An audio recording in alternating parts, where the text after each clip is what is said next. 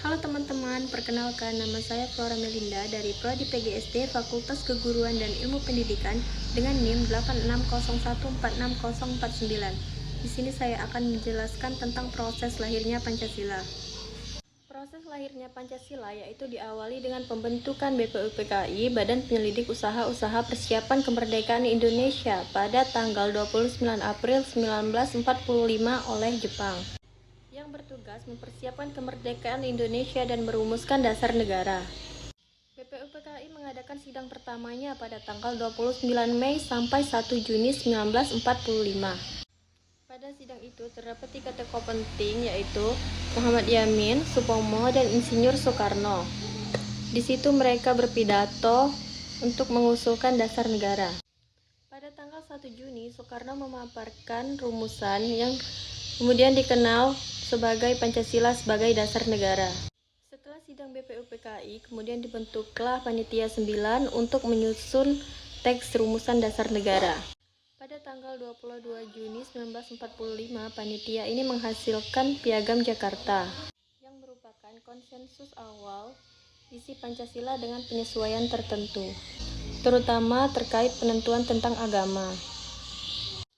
Selanjutnya, setelah proklamasi kemerdekaan Indonesia pada tanggal 17 Agustus 1945, dibentuklah PPKI, Panitia Persiapan Kemerdekaan Indonesia, yang melaksanakan tugas penting termasuk mengesahkan UUD 1945 dan mengesahkan Pancasila sebagai dasar negara Indonesia.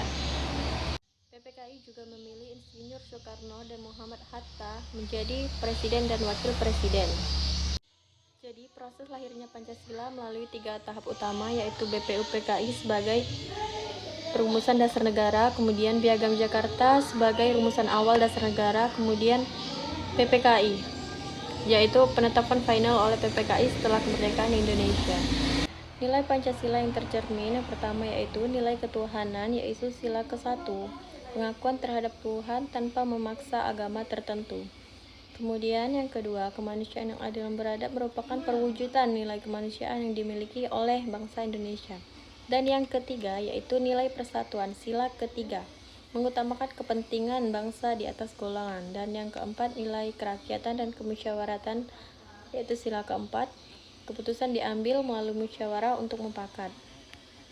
Dan yang kelima yaitu sila ke-5, semua rakyat berhak diperlakukan semua tanpa diskriminasi.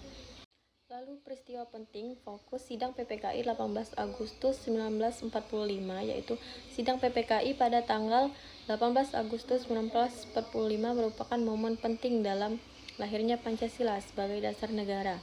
Dalam sidang itu, para tokoh bangsa dengan jiwa besar menyepakati perubahan pada sila pertama demi persatuan nasional.